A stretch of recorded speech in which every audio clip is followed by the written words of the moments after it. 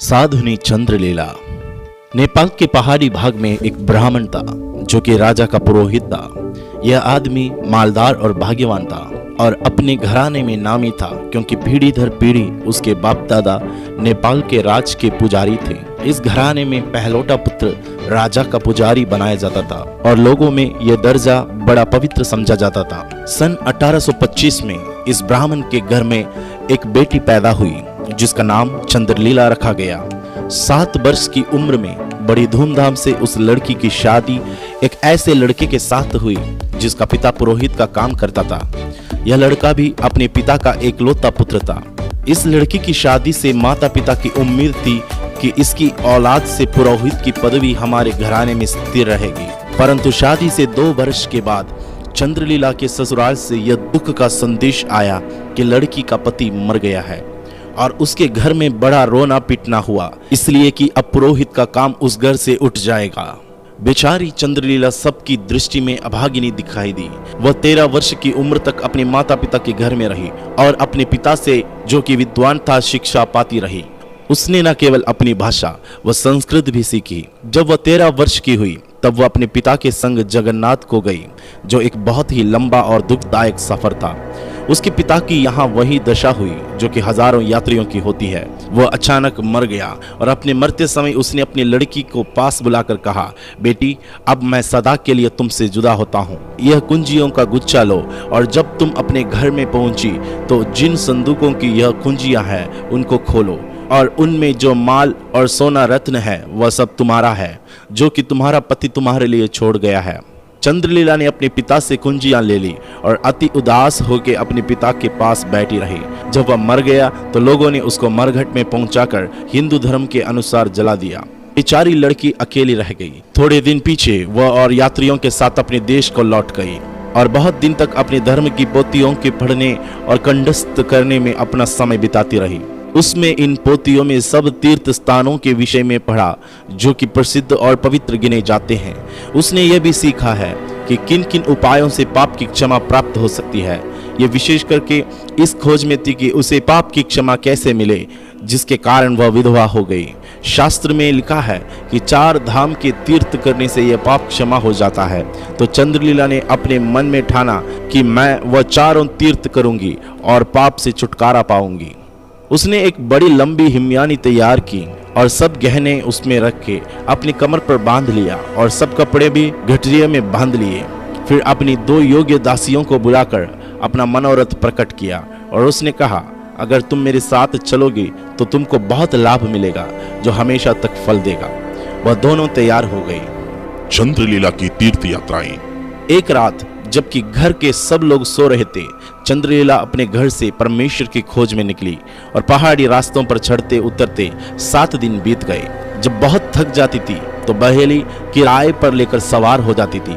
सब समय वह अपनी माला जपती जाती थी। वेद और शास्त्र से जो कुछ उसको कंठस्थ हो चुका था उसे रटती जाती थी। जिस जिस स्थानों पर कोई नामी पवित्र दरिया या नदी मिलती उसमें वह स्नान करती और शिवालयों में पूजा पाठ करती थी।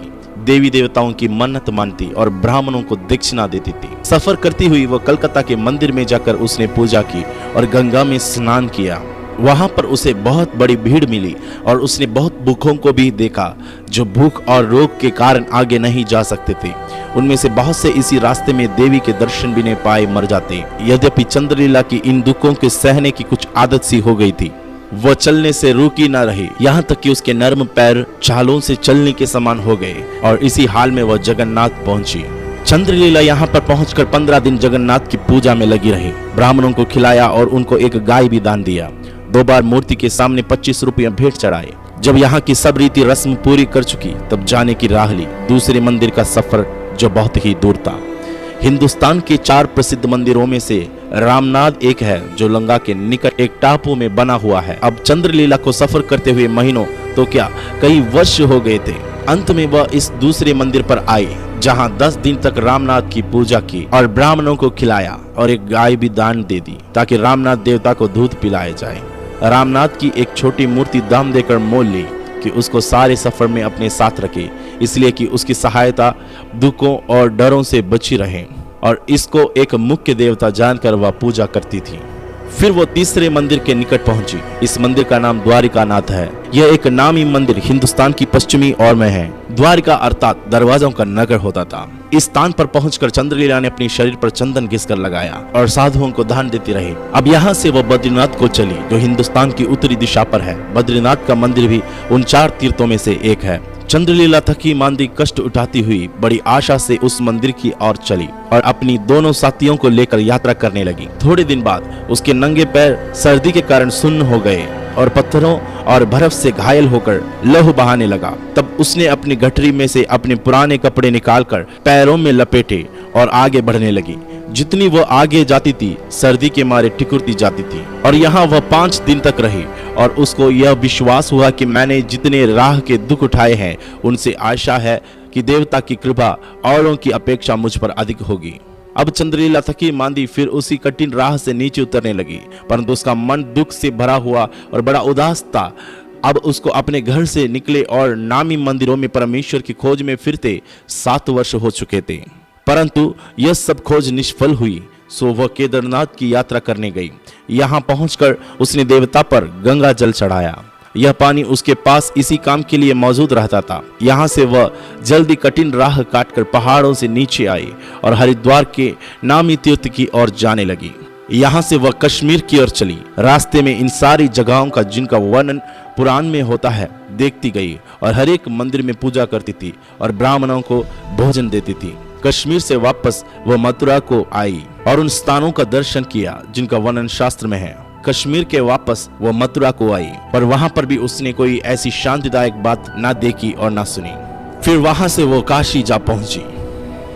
इसी जगह उसकी एक सहेली बीमार पड़ी। चंद्रलीला ने जहां तक हो सका उसकी दवा करने में बहुत दौड़ धूप की, पर कुछ वश न चला। वह बेचारी मर गई और उसने उसकी लौत और कपड़े सब जला दिए। थोड़े दिन पीछे दूसरी सहेली भी उसी बीमारी से मर गई और चंद्रलीला अकेली रह गई। अब अपना सारा काम उसको आप ही करना पड़ा। ऐसा काम उसने पहले कभी नहीं किया था।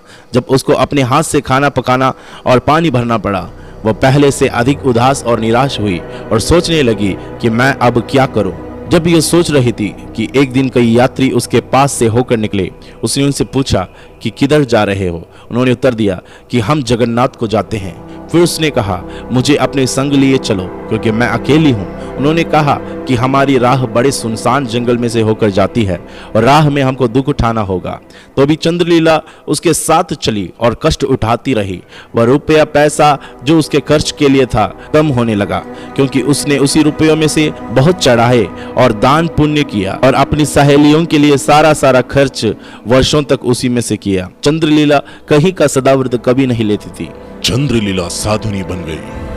एक दिन यह सब यात्री जिनके साथ चंद्रलीला गई थी एक नगर में जहां एक राजा रहता था पहुंचे। और यह नगर मिदना से कहीं 20 मील दूर है। यहाँ राजा की एक धर्मशाला यात्रियों के लिए बनी हुई है और प्रतिदिन जितने यात्री इस धर्मशाला में आराम करने के निमित्त आते हैं, राजा की ओर से उनके लिए भोजन का प्रबंध किया जाता है। जब ये सब यात्री इस स्थान में ठहरे तो चंद्रलीला बैठकर अपना शास्त्र पढ़ने लगे। इतने में राजा का नौकर खाने पीने का सामान लेकर आया और यात्रियों ने जितना उनको आवश्यक था ले लिए, परंतु चंद्रलीला ने कुछ भी ना लिया और कहा है, मैं तो किसी का दान नहीं खाती, मैं अपना पैसा से खाती हूँ। यह सुनकर नौकर बड़े विस्मित हुए और राजा को संदेश दिया। राजा ने सुनकर चंद्रलीला को बुला भेजा। जब वो आई तो अपनी रानी साहिब के पास भवन में पहुंचाए। रानी ने उससे पूछा कि तू कहां से आई है? जो भोजन हमने सब यात्रियों के लिए भेजा तूने लेने से इनकार क्यों किया? चंद्रलीला ने उत्तर दिया कि मेरा पिता का घर नेपाल में है, मैं अपना सारा खर्च आप उठाती हूँ। फिर रानी ने पूछा कि तू क्यों इतनी दूर आई है? उसने उत्तर दिया कि मैं परमेश्वर को ढूंढती हूँ और अपने पापों की क्षमा मांगती हूँ। फिर उसने अपना सारा हाल राजा और रानी को सुनाया। जब उन्होंने दुख भरा वृत्तांत सुनाया तो उनको उसकी हालत पर बड़ी दया आई। राजा ने कहा कि तू हमारे पुरोहित की बेटी है और हमारे बेटियों के समान है, हमारे पास रह और हमारे घर की पुरोहित बन जा। चंद्रलीला राजी हुई। राजा ने उसके लिए अलग एक घर बनवा दिया। वह स्त्रियों को शास्त्र पढ़ाने लगी और धर्म की किताबों में से उनको सुनाती थी और उनके लिए पूजा पाठ करती थी। इन सब के उपरांत वहां रहकर उसने बंगाली और उर्दू भाषाएं बोलने और पढ़ना भी सीख ली। सब लोग उसको बड़ी पवित्र और धर्मी जानकर उसका बड़ा आदर करते थे। राजा रानी सुबह शाम उनको प्रणाम करते थे।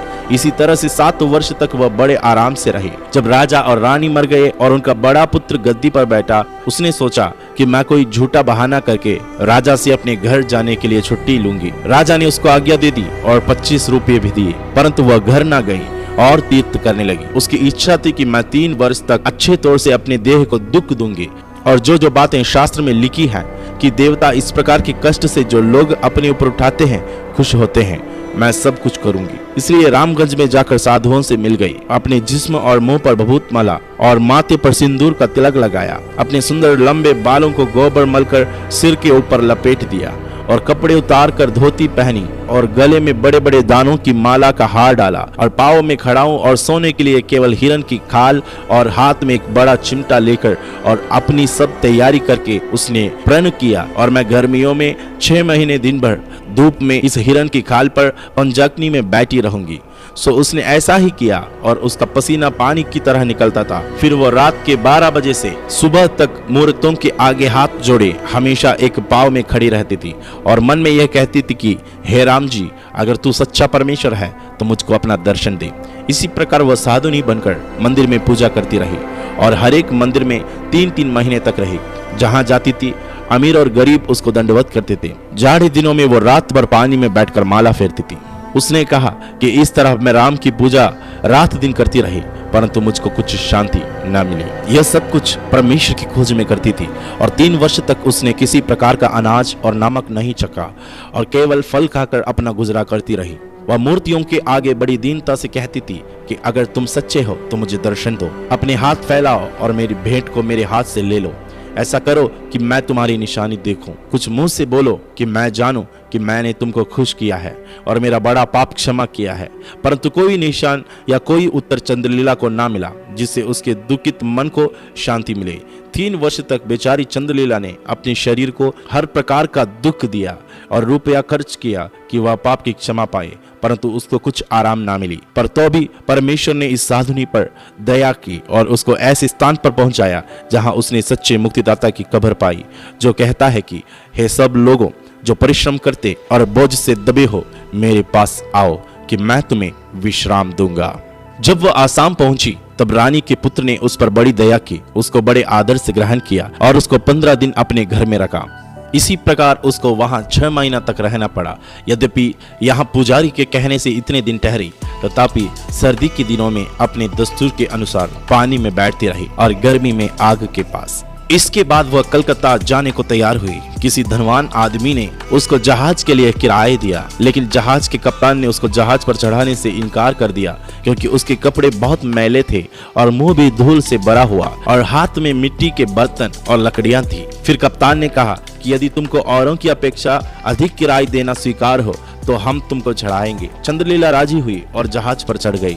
जब जहाज रवाना हुआ तो रास्ते में बड़ी आंधी आई। पानी की लहरों के उछाल से जहाज भीग गया और कई एक लोगों ने सोचा कि हम डूब जाएंगे। उस वक्त जितने हिंदू जहाज में थे बड़े जोर से राम का नाम लेकर पुकारने लगे कि हे राम हमें बचा। चंद्रलीला भी उनके साथ चिल्लाने में शरीक थी। कप्तान साहिब यह शोर सुनकर इस तरफ आए और उनसे कहा, चुप हो जाओ, यह शोर निष्फल है, और स्वर्ग की ओर उंगली की और इशारा करते हुए कहा कि परमेश्वर हमारा रक्षक है और इस आंधी से वही बचाएगा। चंद्रलीला ने ऐसा वचन कभी ना सुना था कि उन मूर्तों से बढ़कर जिनकी पूजा वह करती थी कोई और भी है जो आराधना के योग्य है। थोड़ी देर पीछे आंधी बंद हो गई।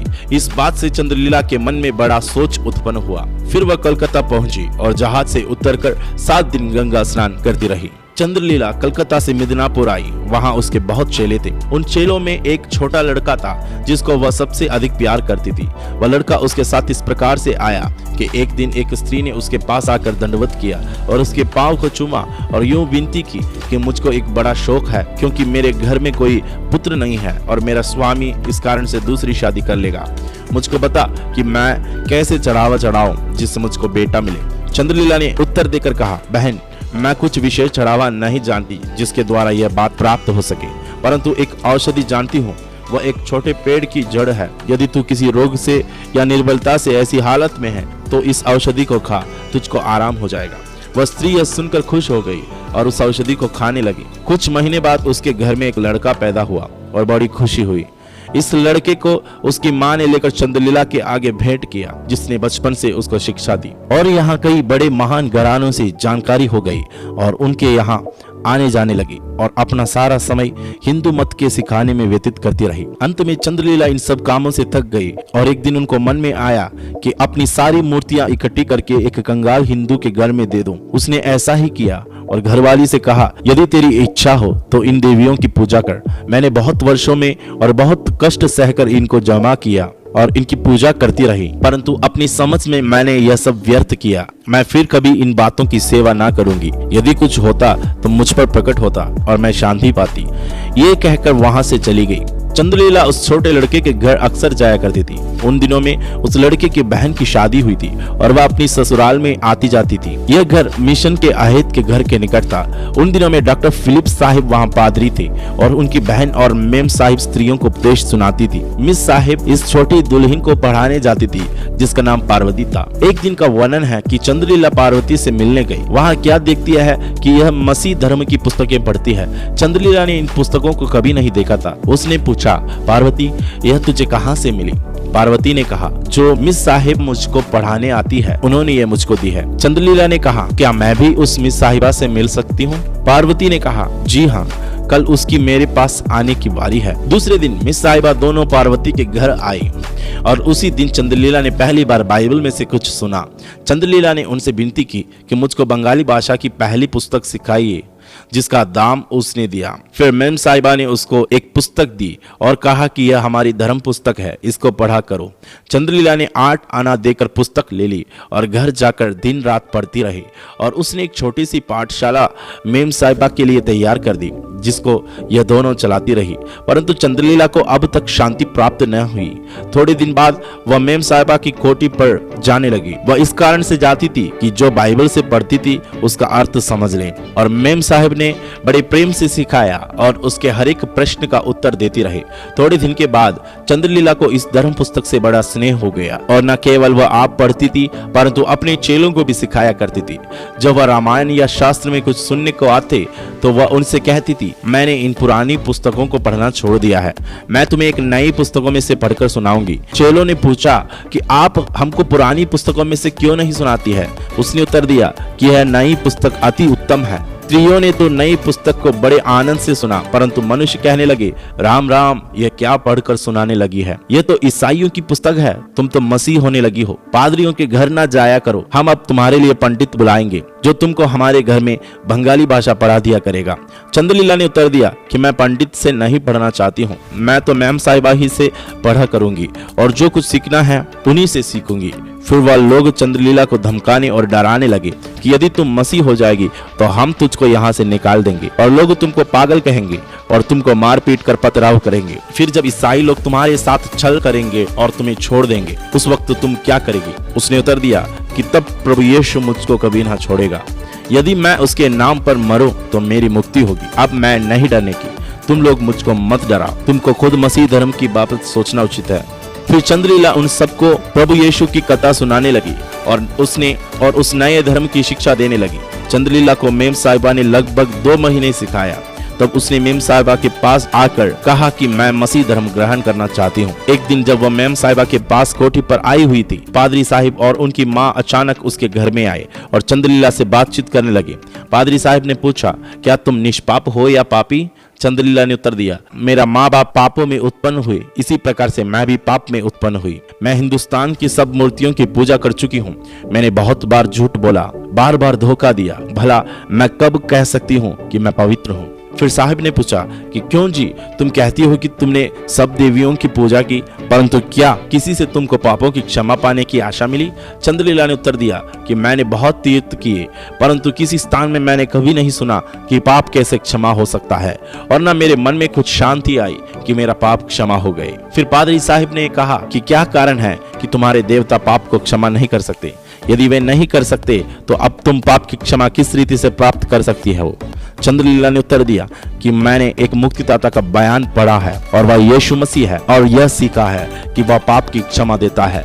इस कारण से मैं उस पर विश्वास रखती हूँ और मसीह होना चाहती हूँ। इतने में साहिब की बहन भी उस कमरे में आई और चंद्रलीला से कहने लगी कि तुमने बहुत से मंदिर देखे हैं, क्या कभी हमारा गिरजाघर भी देखा है? उसने उत्तर दिया, नहीं जी, मैंने गिरजाघर कभी नहीं देखा, परंतु मेरी इच्छा है कि मैं उसे देखूं। मिस साहब ने उसको अपने साथ लेकर गिरजाघर दिखलाया और उसने कहा कि 8 दिन के बाद शाम के वक्त यहाँ भजन और प्रार्थना होगी, तुम अवश्य यहाँ आकर सुनना। चंद्रलीला बयान करती है कि जब मैं पहली बार गिरजाघर में सुनने को गई तब मेरे बाल फिर कुछ बढ़कर मेरी गर्दन तक लंबे हो गए थे। मैं केवल धोती पहने रहती थी, परंतु जिस समय मैं गिरजे के अंदर गई मैंने धोती का एक पल्ला खींचकर अपनी देह को अधिक ढका। पादरी साहिब एक ऊंचे स्थान पर खड़े थे और मसीह का बयान सुनाते थे। जितना मैं सुनती थी उतना ही उनकी बातें झुकती जाती थी और मुझको ऐसा मालूम होता था कि वह वस्तु जिसकी खोज के लिए मैंने इतना दुख उठाया और इतना वर्ष व्यतीत किए आज मुझे मिल गई। चंद्रलीला बपतिस्मा पाने के बाद पाठशालाओं और घरों में पढ़ाने के लिए अन्य स्त्रियों के साथ जाया करती थी, परंतु वह छोटे बच्चों को अक्सर पढ़ाने को राजी ना थी और न स्त्रियों को किसी प्रकार की विद्या पढ़ाने से राजी होती थी। परंतु उसकी बड़ी मंशा यह थी कि वह प्रभु यीशु के जान देने का संदेश हर छोटे बड़े को दे। इसी तरह घर घर गली गली वह अपनी धर्म पुस्तक साथ लेकर लोगों को समझाती थी और अक्सर बड़ी भीड़ उसका उपदेश सुनने को आती थी। चंद्रलीला 30 वर्ष तक सेवा करती रही। सन 1907 नवंबर महीने की 26 तारीख को वह अपने प्रभु यीशु के पास परलोक सिधारी। मरते समय उसने कहा, मुझे कोई डर नहीं, मेरे सामने सब उजाला है। देखो 4 स्वर्गदूत आते हैं जो मुझे प्रभु के पास ले जाने को आए हैं।